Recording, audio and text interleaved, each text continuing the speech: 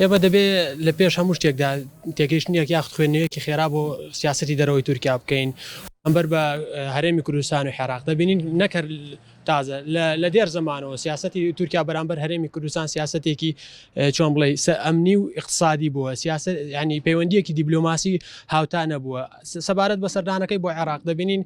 دەبێت بین خوێندنەوەیەک بۆ بەرژەوەندنەکانی تورکیا بکەین لە عێراق ئەگەر ئاگادار بن پرۆژەی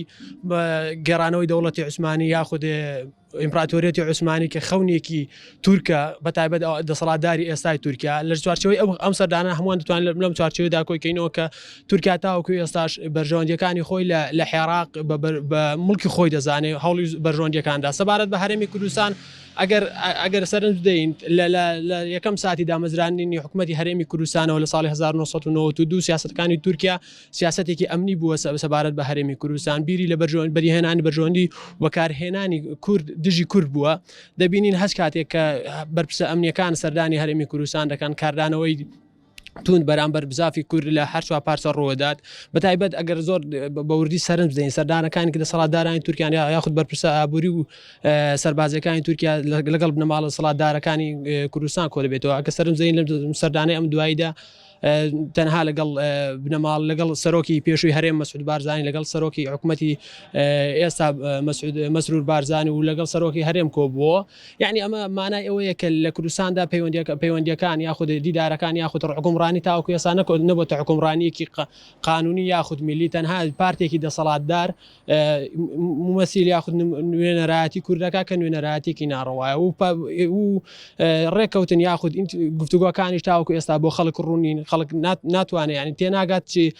لەسەر ئاستێک کۆبنەوە کراوە یاخود گفتوگۆکان کراوە تەنانەت چەند لێدوانێکی سارد و سڕ و ناڕوون بۆ خەڵک دەدرێت هەرگیز دۆستایەتێکمان لێ نەبینی و هەمیشە هەوڵی پێگە قایمکردنی خۆی پێگە قایمکردنی ئەمنی چەکداری خۆی هەوڵی داوە مؤسسە ئەمنی و مراقبەیەکانی خۆی لە کوردستاندا زیاتر بتەوە بەهێز بکات دەبینین چەند هەر کاتێک یەکێک لە بەرپرسە ئەمنیەکان یاخود سیاسەکانی تورکیا سەردانی کوردستان دەکات چەند ڕووداوێکی نەخوازراو ڕوەدات ینی زۆرێک لە چاودێرانی سیاسی لە عێراق تەنانەت ئەم تەقینەوەی دوایی بەغداش بە سەردانەکەی ڕێسەرکانی تورکیاوە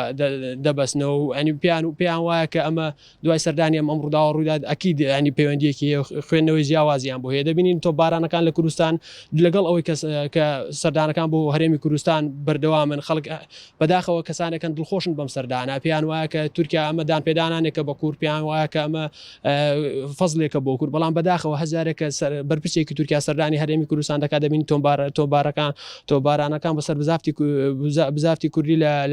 لە باکوور بۆ سەر هێزەکانی پەکەکە زیاتر دەبێت و بۆ باران زیاتر دەکرێت تەنانەت لە ناوچەکانی شنگال لە ناوچەکانی مەخمور تاوەکو ئێساش بردومانەکان بەردەوامن و حکوومەتی کوردی یاخود حکوومەتی هەرێمی کوردستان تەنانەت بە خاڵێکیش نەداوایەک نەناڕەزایەتێکی بەرامبەر ئەم تۆباران و ئەم قەتڵ و حامکردنەی خەڵکی کوردستان تازەترین تۆباران کە زەروزیانێکی زۆری بە خەڵکی هەرێمی کوردستان بە کاسبکاران و بە گوننشینان داوە زیاتر ئاژەڵێکی ئاژەڵێکی زۆری لە ناو بردووە کوردستان بدەتوانین بڵێن تا لە سەردەمی ڕژێمی پێشوو ناوچە کوردستانەکان و گوننشینان زەرمەند بوون یاخود زیانبار بوونیان دەتوانین ژیانێکی ئاسوودە بژین بەهۆی ڕژێمی پێشووی عێراقەوە لە ئێستاژدا بەهۆی ڕژێمی تورکیاوە ناتوانن هیچ ئاسوودەیەکی سوودێک لە ئەم ئازادی کە بە خوێنی خۆیان بەدەستیان هێناوە لە هەرێمی کوردستان بەڕەنج و شان و ماندووبوون و شۆڕشی خۆیان بەدەستیان هێناوە بەدەستی سوودێکی لێ ببینن دیارە سەردانی ئەم دوای وەزیری دیفاعی تورکیا بۆ عێراق پەیوەندیدارە بە ڕۆڵ و هەژمونی تورکیا لە ناوچەکە کە ڕۆژهەڵاتی ناوەڕاست بەگشتی و بەتایبەت هەرێمی کوردستان و عێراق دیارە دوای ئەوەی کە پارتی ئیسلامیەکان لە 2002 دەسەڵاتیان گرتە دەست جیاواز لە کەمالیستەکان کە پێیان وا بوو کە تەنها مانەوەی کۆماری تورکیا بەسە ئەمڕۆ ئیسلامیەکان پێیان وایە کە پێویستە گەڕێنەوە بۆ سەردەمی سەڵتەنەتی عوسمانی و دەسەڵات و هەژمونیان ناوچەکەدا زیاتر بکەن وەکو یەکەم و نەزیریشیان کە ئەحمەد داوود ئۆغڵۆ یەکەم و نەزیری ئیسلامیەکان کە لە کتێب استراتیژی قوڵدا ئاماژە بەوە دەکات کە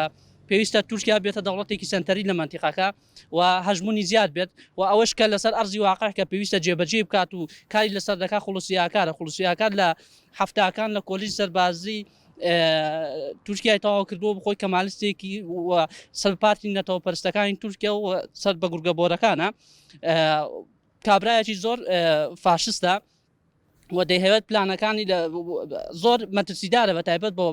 بۆ کوردستان و بۆ منتیقەکەش ڕوانەیە ئەمە پێمان وابێ قاسم سلێمانی کە زۆرتر هەژمونی ئێران و دیار بوو بەڵام جیاواز لاو خولوسیاکار ئەمڕۆ لە ڕۆژهەڵاتی ناوەڕاست بەگشتی لە یۆنان لە لیبیا لە سووریا لە عێراق دەیەوێت هەژمونی تورکیا لەو منتیقانە بسەبێنێت. طبعا هو سابقەیەکی مێژووی هەیە تورکیا هەمیشە ویستویەتی کوردەکان پەرتەوازە بکات لە سەردەمی میلیشینەکانیش هەمیشە هەوڵی داوە سەرنجی میلیشینێک بەلای خۆی داڕا بکێشێ بۆ ئەوەی کە شەڕی میلیشینەکانی تری پێ بکات و داهاتووشدا ئەویشی زایف کردووە بە هەمان ئوسڵوب و هەمان سیاست ئەمڕۆ تورکیا دەیەوێت کە لە هەرێمی کوردستان حیزبێک بەسەر هەموو حیزبەکانی تر کاتە باڵادەست و وای لێ بکات کە شەڕی ئەوانی تری پێ بکات لە داهاتووشدا دەبینین ئەویش کۆتایی پێدەت و زایفی دەکات. پێما هەمان سیاستەکە خۆی دووبارە دەکاتەوە لە فترەیەکی مێژووی ئێستادا. پەیامەکە ڕوونە سەردانێکی لەو جۆرە لەو کاتەدا لەو ئانوساتەی ئێستادا بۆ خۆشتی کە ڕوون ئاشکرایە کە ئامانج و یا هیوایەتی تورکیا چیەک لێدانە لە پێگەی هەرێمی کوردستان لێدانە لە گەریلا ڕادەستکردنی خاچی کوردستانە داگیرکردنیەتی بە بەشای هەموو جیهانەوە. کێشەکەی کورد لەوەدایە کە لە هەموو پارچەکان لە هەموو ئەحزابە کوردستانیەکان کە یەک کێشەمانە ئەویش یەک نەگرتنیانە یەک نەبوونیانە بۆیە داگیرکاران ناحەزانمان بە ئاسانترین شێوە دەتوانن بێنە ناو خاکمانەوە و ئەوەی بیانەوە ئامانجەکان بهێن نەدی.